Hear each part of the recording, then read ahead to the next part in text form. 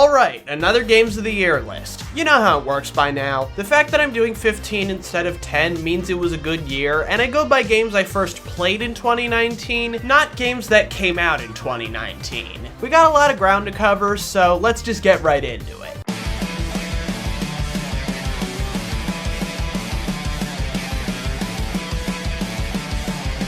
Just Shapes and Beats is pretty much what the title implies. Just shapes and beats. It's a bullet hell where you dodge shapes that move to the beat of EDM songs. It's a really simple game, to the point where there's rarely more than 3 colors on screen at a time. But the simplicity seriously works in its favor. The story has no dialogue or narration, but you can easily tell what's going on. And as for the music segments themselves, the visuals, combined with the music, are absolute eye candy. This is one of the few games where I'm fine with having limited lives, because why would you only want to listen to part of the song? My only real gripe with this game is the tracks with lyrics. None of the tracks should have had lyrics. It sounds harsh, but it can make repeating the same track over and over really annoying, which you will be doing, because this game is pretty hard.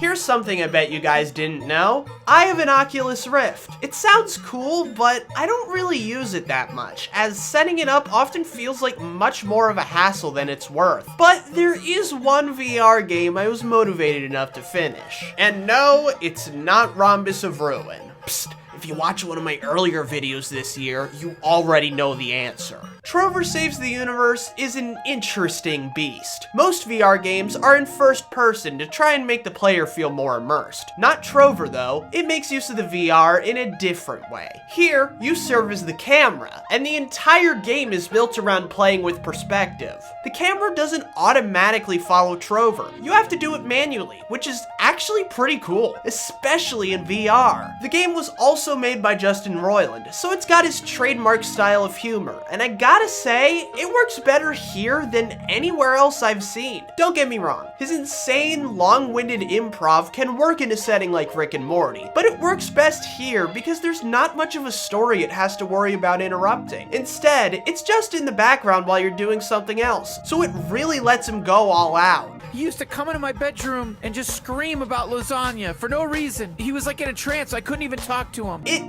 is a bit tough to recommend this game, as VR is expensive and causes eye strain and nausea, but $30 is a pretty steep asking price if you aren't playing in VR. I guess buy it if you're really interested and wait for a price drop otherwise. Either way, I liked it.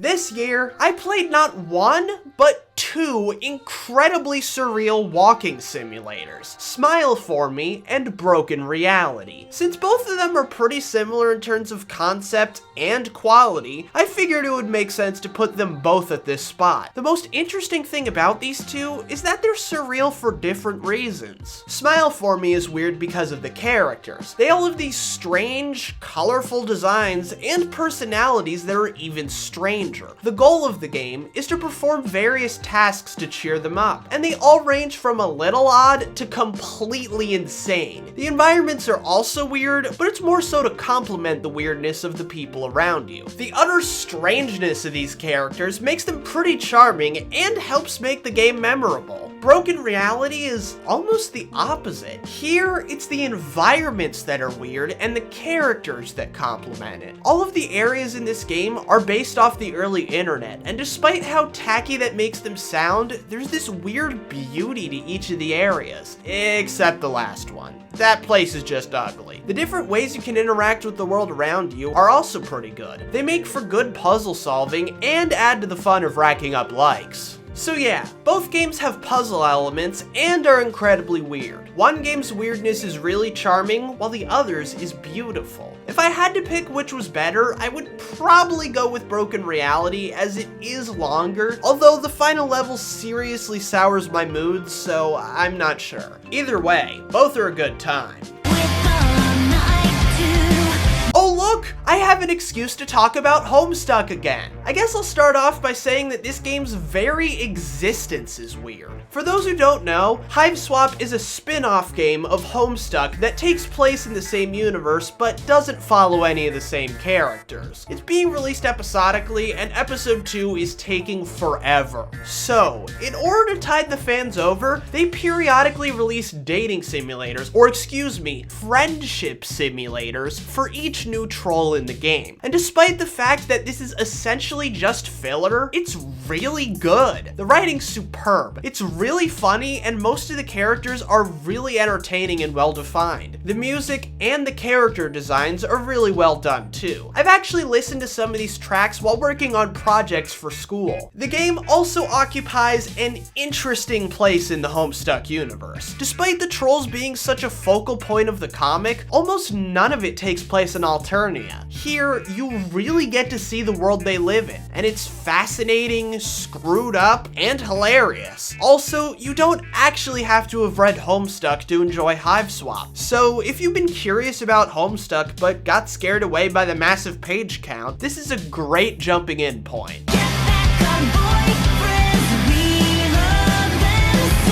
It's that time again. You know what I'm talking about. The classic Game of the Year segment where I spend most of the time talking about why I hate the game. This time, it's Kingdom Hearts 3. This was easily the game I spent the most time getting prepared for. I went back and watched the cutscenes of various KH games and watched lore compilations, all so I could understand what was going on. And the story in Kingdom Hearts 3 is pretty bad. Even by Kingdom Hearts standards. It's horribly paced with almost nothing happening until the end game. Also, instead of revisiting the worlds like in Kingdom Hearts 2 or Birth by Sleep, all of the time you'll spend in a world is crammed into one visit. So even if I liked a world, it would feel like it went on forever. The bosses, at least from a conceptual level, were also baffling. You're not fighting the villains from the movies these worlds are based on, you know, like in the other games. Instead, you're just fighting some monster, usually a cool-looking monster, but still. Also, the world choice was dumb too. So let me get this straight. There's no Wreck-It Ralph or Zootopia worlds, but we just had to go see Hercules again.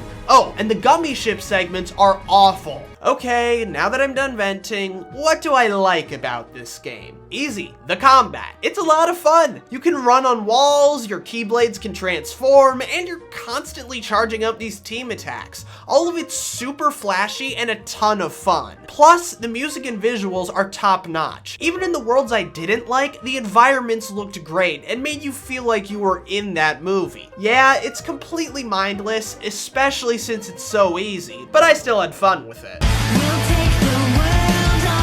Imagine a dystopian, cyberpunk city where corruption and violence are commonplace. In this game, you don't play as a hero trying to change things. You're just a bartender. And that's what you get with Valhalla, or excuse me, VA11 Hall A cyberpunk bartender action. I'm not kidding. All you do in this game is mix drinks, chill in your apartment, and listen to what your clients have to say. After all, it is a visual novel. The whole bartender motif provides an interesting perspective for the game's story. All the information about the world outside is mostly just relayed through your co-workers and the patrons of the bar. That's not to say they're walking exposition machines though. Most of the characters are pretty well defined. While some of them are just one-offs, a good deal of them are well-developed characters who frequent the bar. And all of these conversations are broken up by you needing to mix drinks, which provides a much-needed breather from the character telling you about their day and immerses you a bit more in the world. The drink mixing mechanics are about as in-depth as they need to be. Complex enough to be interesting, but simple enough not to be confusing. Also, the story isn't quite as dark as I implied earlier. Oh, it's willing to go to some dark and depressing places, but it also knows how to balance itself out with a fun, quirky sense of humor. Oh, and the music's good too. Remember the Meta Runner review? This is where I got the music from. So, let's say you just finished the Hotline Miami games and you're looking for something else to play. I can't think of a better suggestion than Katana Zero. Much like Hotline Miami, it's an action game that revolves around killing every enemy in the room, and it involves stealth because one shot is enough to kill you. However, it differs from Hotline Miami because Hotline Miami's level design encourages you to take your time and be careful, while Katana Zero wants you to blitz through as quickly as possible. The game gives you a good arsenal with your katana that moves you across the room, a wealth of throwing weapons, and even the ability to reflect bullets if you time your swing just right. You can practically feel the impact of every hit, and I love that in a game like this. The story also takes after Hotline Miami, having each level be a day and feeding you story details before and after your mission. The dialogue options, while they don't affect much, really add a layer of investment, and in general, the story here is deeper and even more complex than Hotline Miami. I dare not spoil most of it, but I will say this. You know how in just about any game with death, you can retry after you die? Well, there's an in-universe explanation for that here. Here's an odd question. What would happen if you combined Grand Theft Auto with Monopoly? Either a potential third chairman rap or Shakedown Hawaii. Seems like a weird combo, but here's how it works. You play as the CEO of a failing company, and your goal isn't just to get your company back on top, but also to own everything on the island. The way you go about this is twofold, both through sleazy business tactics designed to screw over your customers, and through GTA-style criminal hijinks, including the titular shakedowns. The missions are fun, and best of all, they're short. This is nice because it creates a fun feel of hopping from mission to mission, and lets you do optional stuff pretty much whenever you want. It's also really satisfying to buy up everything you can, as each new property gets you more revenue, and there are even modifiers you can get to multiply your gains. The game's also hilarious. The main character's funny with just how far he's willing to go to make a buck, and the game itself serves as a great parody of modern-day corporate capitalism. Horace is a beautiful game. At its core, it's the story about robots taking over and how one particular family is affected by it. And it's all told from the perspective of a robot who may be more human than others would think. Yeah, this kind of story's been done before, but the way it's done here is simply wonderful. Everything's narrated by Horace, and he has this childlike innocence to him. It doesn't really limit the story though, as he'll directly quote people, and you can easily tell what everyone is like, both from his narrations and their really expressive sprites. The story can be really sad. The ending nearly had me in tears. But it can also be really funny. I remember laughing quite a bit. But enough with the story. Is this just another visual novel? Nope, it's a 2D platformer with Super Mario Galaxy-esque gravity mechanics. The platforming's fun. The levels are both unique and offer a good challenge, and most of the bosses are really good. Some of them are awful, but most of them are a lot of fun. And the back and forth between story and gameplay works pretty well. I really wanted to put this game higher, but sadly, there's some factors that prevent me from doing so. For one, the game doesn't seem to know what it wants to be. The game has Metroidvania elements, but most of them don't really come in until halfway through. Also, the minigames. They're a fun diversion at first, but once beating them becomes mandatory, they're unbearable. Imagine the minigame problem with Mario and Luigi and make it way worse. This didn't ruin the game for me, but it seriously hurt it in my eyes.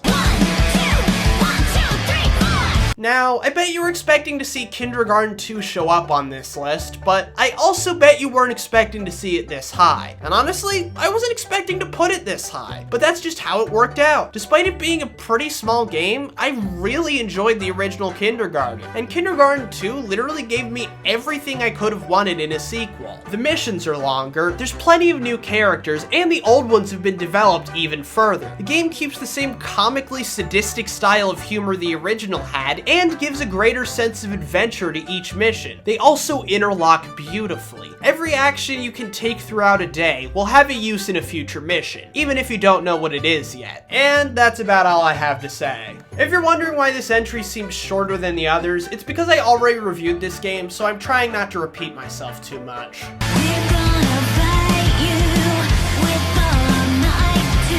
You know, it's a tradition for these Games of the Year lists that all of them end with a GTA-style game. 2013 was Lego City Undercover, 2014 would have been Infamous 2 if I had made a list, 2015 was Arkham City, 2016 Saints Row 4, 2017 Watch Dogs 2, and in 2018 GTA 5. I bring this up because the big budget GTA clone is coming early this year, SpiderMan PS4. I don't know why. Maybe it's oversaturation, maybe it's my tendency to ignore side quests, or maybe it's due to my increasing preference for indie games, but I haven't been as into these types of games in recent years. It's not even that I dislike them, I'm just not as thrilled by them. And honestly, that's not fair to Spider-Man, because it's really well done. Maneuvering around New York City feels great because of all the different tricks you can do. The combat's also really fun, taking a page from the Arkham games and expanding on it a good deal. The story's good too. Some of my fans have come to me and said that this is a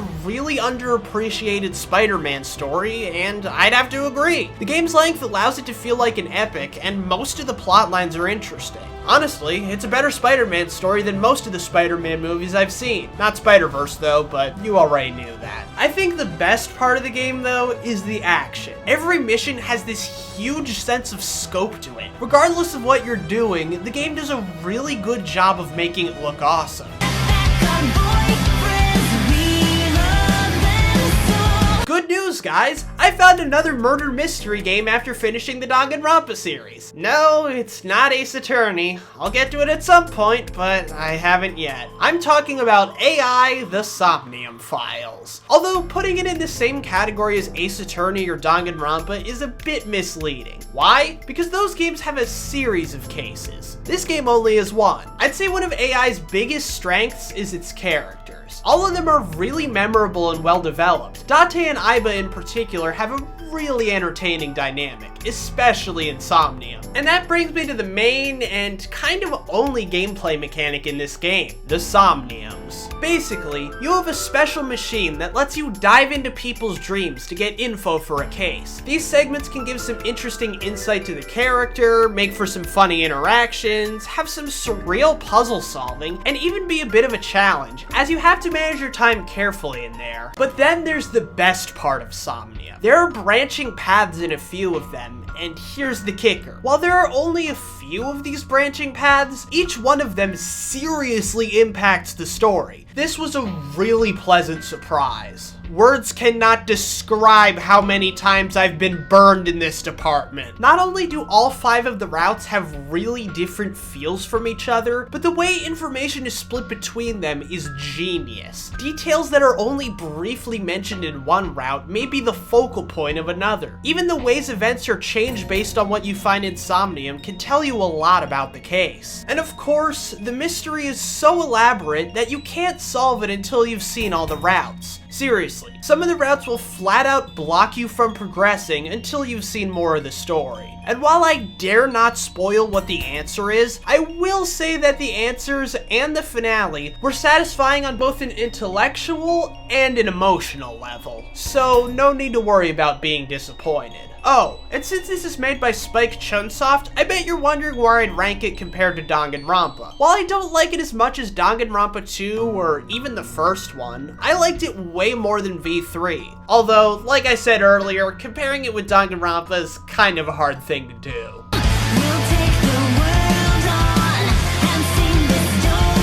What if Portal was an open-world Metroidvania? That may sound insane, but it actually exists. And it's amazing. Supraland is a total mishmash of ideas that have no right to work together as well as they do. It's a first-person 3D platformer, kind of, but not really, as a lot of the time platforming isn't the focus, except when it is. A large part of the game is exploration. Any area that seems like you're not meant to get to it will likely have a treasure chest waiting to reward you. Each area feels really well designed, with plenty of puzzles to keep you entertained. The areas look really nice too. The entire game takes place in a kid's sandbox, so a lot of it has this shrunken down feel, which looks really nice. And the areas have a good variety of themes. The areas are also memorable in terms of layout. The game doesn't have a map, but you almost don't need one, because not only are there plenty of shortcuts, but since most of the areas feel unique, you can roughly remember how everything fits together. And then there's the puzzle puzzle solving. Now, this game doesn't actually have portals in it. I honestly think that would break the game. Instead, there's a bunch of different items you can use for puzzle solving. The reason I brought up Portal is that these puzzles required the same kind of thinking you would use to solve one of GLaDOS's tests, only in a more open environment and with more tools at your disposal. The one issue I have with this game is the combat. It's clear this aspect was given the least attention out of anything. It isn't very deep, enemies spawn out of nowhere and can kill you ridiculously fast, but none of that really matters because death has virtually no consequences in this game. I honestly think it's just there because they needed something to stuff the treasure chests with. But it's a small part of the game, so it's not a huge deal. Beholder 2 is a game I'm legit surprised that it's as obscure as it is. The original made the rounds just fine on YouTube, while Beholder 2 only has one full Let's Play of it I could find. And that really sucks because Beholder 2 is way better. I played the original Beholder a couple years back and couldn't get into it. Gave it a second chance after playing Beholder 2, and still couldn't get into it. The strange part about Beholder 2 is that it really shouldn't be called Beholder 2. Yeah, it takes place in the same universe as the original, but the gameplay is completely different. The original was more of a building management game where you spy on your tenants and try to keep your family together in the face of hardship. In Beholder 2, you're working at the Ministry, trying to rise through the ranks. You do this through just kidding. You do it by eliminating your co-workers and arresting your bosses. Just about every elimination involves some sort of choice, and you lose either way. You can either deal with them the more altruistic way, which takes longer and often costs a good deal of valuable resources, or you can pick the more hostile option, which is often really hard to watch. You see, Beholder 2 gives you a lot of information on your co-workers and really fleshes them out, so it makes you feel pretty bad when you royally screw them over in one way or another. At the same time though, these quests of workplace warfare can be a lot of fun, and the game does have a good, dark sense of humor to balance out all the brutality around you. Seriously, this game can be hilarious at times. It serves as a really good parody of totalitarian regimes all over the world. It even takes a couple jabs at the United States. The atmosphere is also great. The dark, gritty, yet colorful backgrounds serve as a nice contrast against the cartoony black and white characters. The music, despite only being the same two tracks the entire game, never gets annoying and does a good job setting the mood. Also, I love the random gibberish you hear from the characters when they're talking. I know that sort of thing's pretty standard for a lot of games, but it's able to convey so much personality and emotion here. It's pretty crazy. One thing I will say though is that while I highly recommend this game, you should probably stay away if you have a weak stomach. In case disturbing characters didn't tip you off, this thing can get brutal at times. It's actually the third darkest game I've played at this point, but if you think you can handle it, you should absolutely check it out. Now's the time I would usually do honorable mentions, but I don't have a lot, so I'll just flash them on screen real quick. Okay, now before we get to number 1, I'm gonna quick run down my top 5 worst games of last year. I was originally gonna give this its own video, but I can sum up my problems with each of them in a few words. Little Misfortune. Charming, but seriously overpriced. Citizens of Space. Clunky and frustrating. We the Revolution. Takes one of the biggest nosedives I've seen in a game, even more than This Is the Police. Travis Strikes Again. Cheap and boring as sin. And finally, Yick, a postmodern RPG. I was expecting this to be so bad it's good, but nope, it's just bad. Anyway, enough with the bad stuff. On to number 1.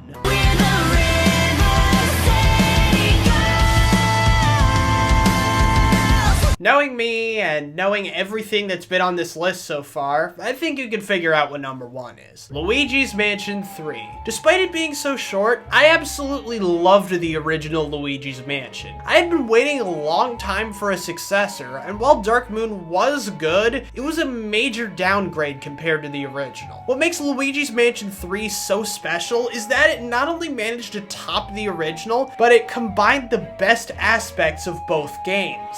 It took the structure and feeling of exploration from the first game, as well as the unique boss designs, combined them with the varying themes and puzzle mechanics of Dark Moon, and added some fun new ideas just to spice things up. Before we continue, I should probably address the big green jelly man in the room, Gooigi. I'll admit I was pretty skeptical of Luigi when I first saw him. I feared he would turn out like Oswald in Epic Mickey 2. But no. While he can be used for co-op, he could just as easily be used as a single-player gameplay mechanic without making you feel like you're missing something because you're playing alone. And he also makes for some really clever puzzles and even a few cool boss fights. Then there's the ghost catching. I'll admit, the slamming is a bit mindless and the regular ghost designs are pretty lame, but at least it's better than Dark Moon, and the bosses more than make up for it. Most of the fights are really creative and fun, and I love the designs, even if they could have felt a bit more connected. The best part of the game, though, is the floors. With the exception of the first few, each floor has a unique theme and does a really good job presenting it while still feeling like these could all be in the same building. You can even see where most of them would be on the outside shot of the hotel. While some of the floors could have been longer, the ones that were more developed were a blast. The puzzles were fun to solve, and it was always interesting to see what theme would come next. My personal favorites include the Master Suites, the Boiler Works, and of course, Paranormal Productions.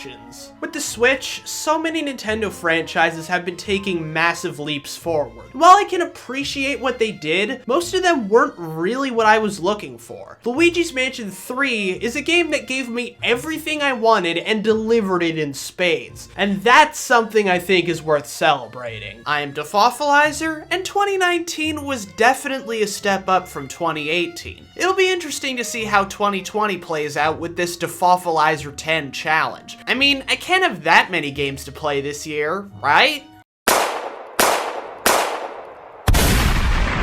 Never mind, 2020 is gonna be interesting.